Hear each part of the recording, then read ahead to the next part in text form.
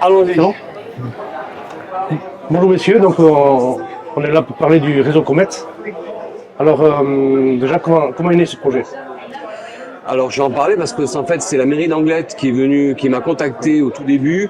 C'était à l'occasion du 80e anniversaire, enfin c'était un gros anniversaire des amis du réseau Comet. Et à cette occasion-là, ils avaient dans l'idée d'utiliser le médium de la bande dessinée pour faire un album pour parler du réseau Comet et fêter ça. Mais d'abord, il fallait expliquer ce qu'était faire une bande dessinée et quel était tout le processus.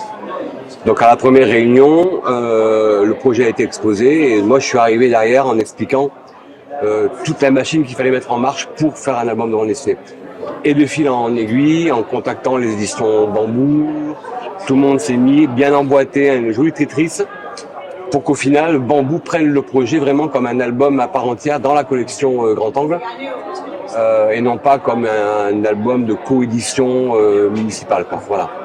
Et j'ai été chargé de monter une équipe de travail et donc j'ai fait forcément appel à Jean-Yves et à Iñaki Holgado pour la partie graphique. Et moi je me suis occupé de la partie storyboard.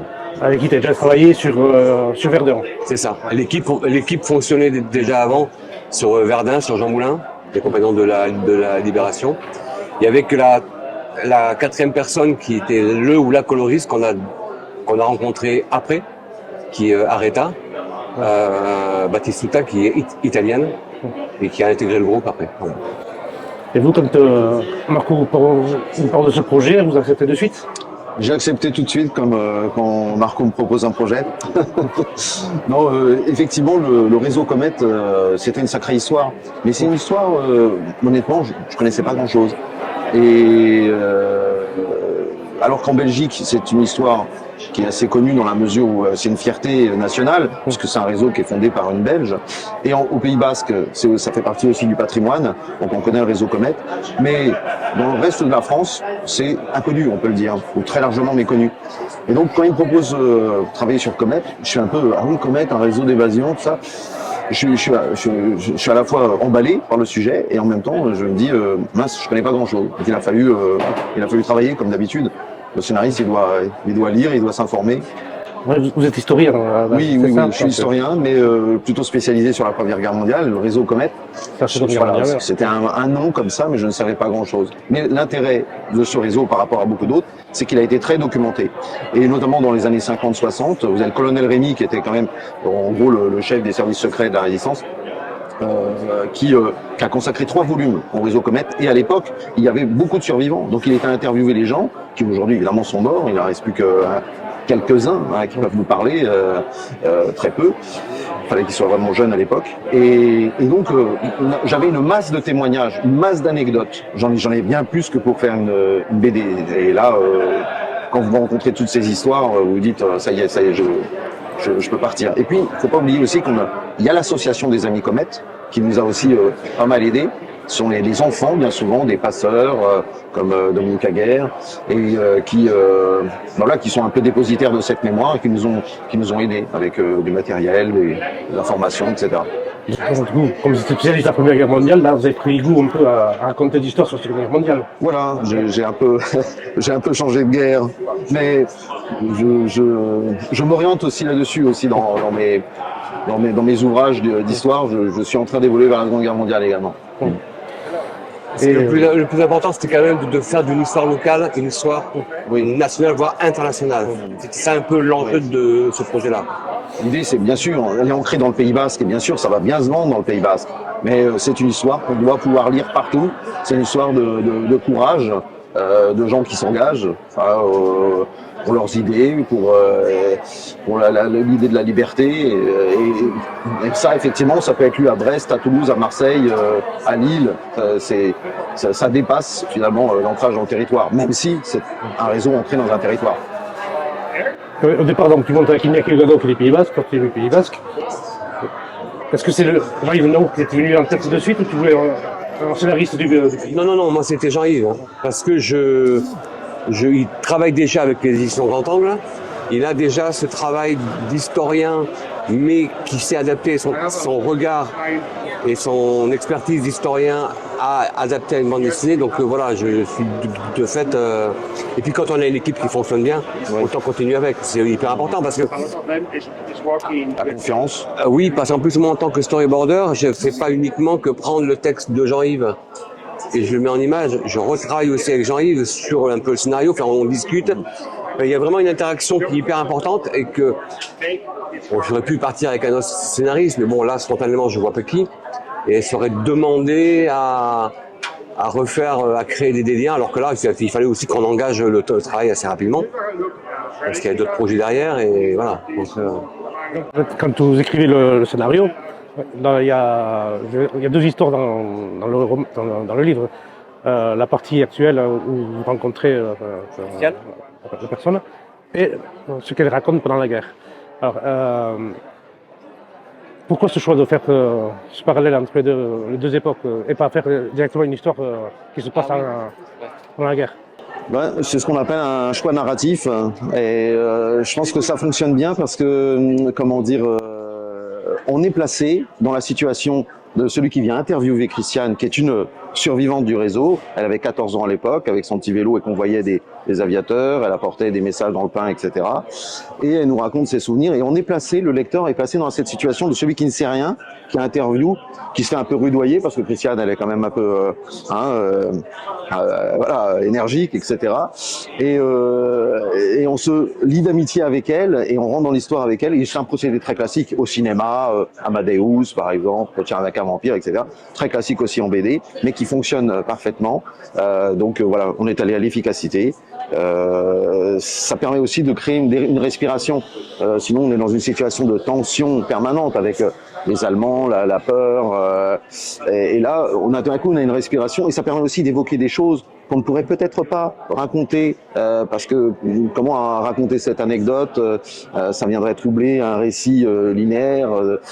Donc, c'était efficace sur plusieurs points. Voilà, donc adopté. Mais après, il y a aussi le fait, comme disait Jean-Yves, quand il s'est plongé dans le réseau Comet, il a découvert qu'il y avait énormément de choses à raconter. Il faut faire des choix. Et ces choix-là, chronologiquement, se tiennent pas logiquement. Et le fait de faire des décalages flashback actuels, voilà, permet de pouvoir s'affranchir un petit peu de cette chronologie et dire à ce moment-là, du moment qu'on est vrai sur l'événement, ce soit passé un petit peu avant ou un petit peu après, dire, voilà, ça permet aussi ça, de pouvoir se libérer un peu plus de cette contrainte chronologique en fait. Alors, du coup, vous n'êtes pas du Pays Basque, et avant d'écrire le scénario, est-ce que vous êtes venu voir le décor où se passe l'action? Marco et la ville d'Anglet nous ont organisé 2 jours, un week-end, il faisait un temps splendide, où on a rencontré Christiane, on a rencontré les amis du réseau Comet, et puis surtout, on est allé marcher sur les pas du réseau Comet avec justement les enfants des passeurs qui nous ont amenés sur les chemins jusqu'en Espagne. Alors évidemment, il y avait un côté randonnée sympathique avec sandwich, etc. Mais on rigole, etc. Et puis plus de frontières. On arrive en Espagne, on ne voit pas qu'on passe la frontière, etc. Donc on est entre amis, on plaisante, on rigole.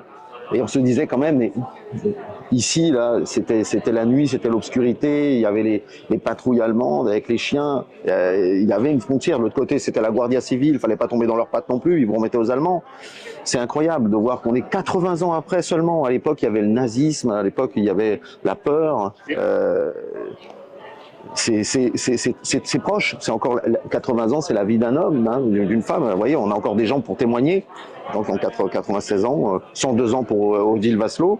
Il y a quelque chose d'assez étrange, d'assez émouvant et de presque insaisissable. Hein. Aujourd'hui, on fait une randonnée, on est sur les lieux, on sait qu'on marche dans leurs pas, mais le temps a passé. En fait, c'est une belle aventure d'avoir vécu ça. Oui, alors je pense que Marco il tenait à qu'on aille. Absolument, parce que on sentit au Pays Basque, il y a quand même c'est un territoire particulier, avec des relations humaines particulières, une géologie particulière, une géographie particulière. Et mis à part le fait, quand on monte sur Biscay-Doucet ou quand on monte sur le Mont d'Arin ou Col des Vaux, qu'on puisse voir qu'on a de la fougère, qu'on a la mer à droite, qu'on a la montagne à gauche, se rendre compte qu'assez rapidement on peut être à l'abri d'un versant, mais aussi se rendre compte que je parlais de frontières, mais à ce moment-là, pour bien préciser qu'il n'y a pas de frontière, parce qu'en fait, ces passeurs-là, ils passaient parce qu'il y avait une frontière. Mais en fait, c'était un seul et même peuple. Et ça, je pense qu'il faut le comprendre. La langue basque, c'est hyper important. Je voulais absolument que la langue basque soit présente, parce qu'ils parlaient sûrement en basque entre eux. Ils parlaient sûrement en basque entre eux. Et je me souviens d'un album qu'on a fait avec Iñaki sur Marcel Pagnol, et il devait dessiner les calanques marseillaises. Et Iñaki n'a jamais mis les pieds dans les calanques. Impossible, malgré les photos, de lui faire retransmettre la sensation qu'on a. Toi, tu viens des calanques, tu vois ce que c'est, tu ressens des choses.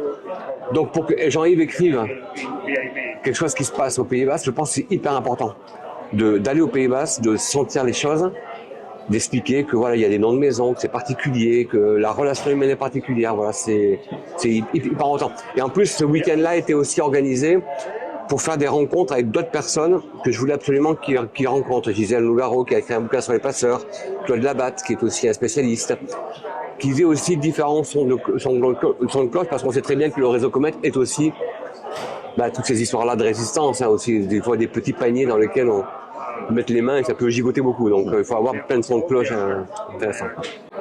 Et donc pour la partie graphique, toi tu fais le storyboard et Iñaki Delgado va dessiner. C'est ça. Tu as déjà travaillé avec lui, donc tu as dit je passe le Pagnol là, attention, et sur Verdun. Oui. Pourquoi tu ne dessines pas toi directement? Parce que c'est pas mon style graphique. J'ai pas le style pour dessiner ce genre d'histoire. Iñaki accepte de pas se prendre la tête sur la partie narrative, donc pour moi ça va, ça me plaît bien. Non, c'est vraiment parce que voilà, moi on m'a contacté, puis moi je veux dire, personnellement le travail de mise en scène m'intéresse beaucoup parce que je suis au cœur de la narration bande dessinée, c'est pour moi il m'intéresse. Si je trouve après un dessinateur qui accepte d'avoir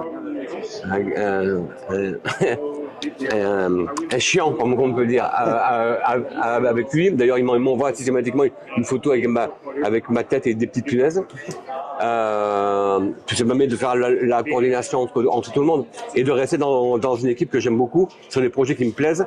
Mais graphiquement, je peux pas me lancer dedans, quoi. Voilà. Ce livre, c'est un livre de devoir de mémoire, non?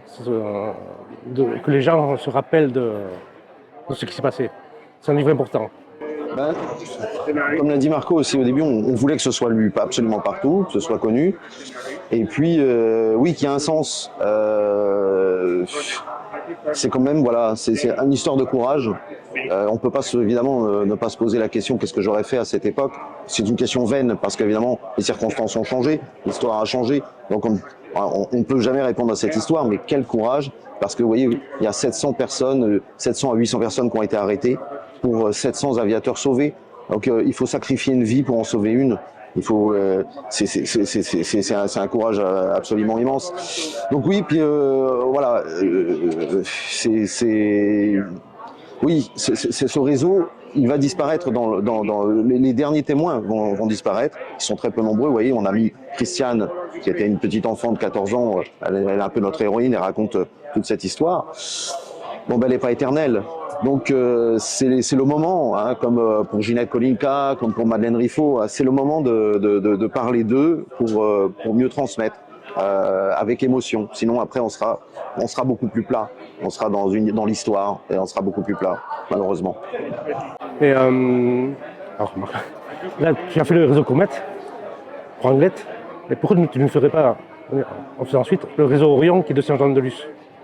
Alors, il y aurait tellement de réseaux à faire. Tout comme on me dit aussi, votre histoire s'arrête à la frontière. Qu'est-ce qui se passe après la frontière?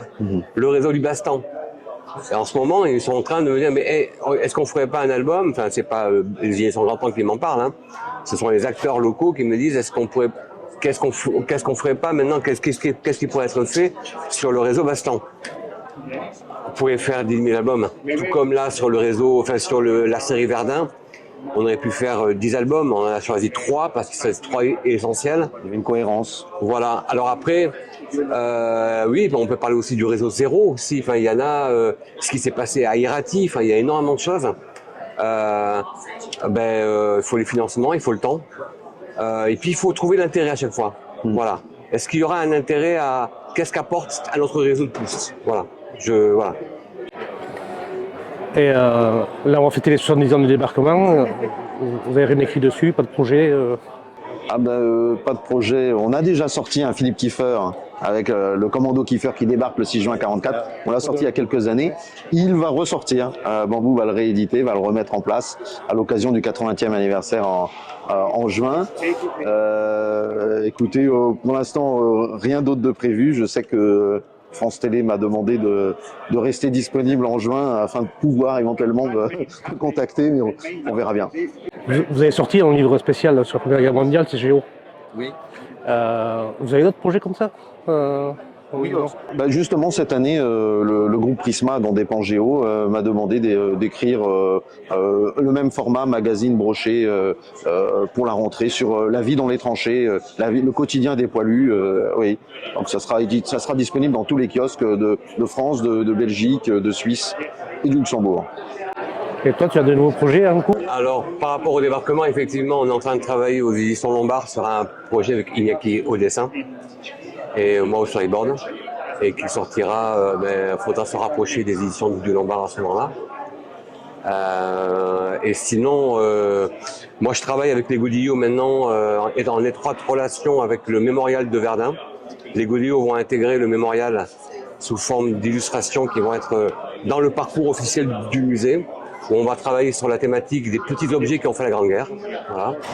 Donc on pourra visiter le musée plus mis en avant certains objets illustrés avec l'ambiance des Godillots.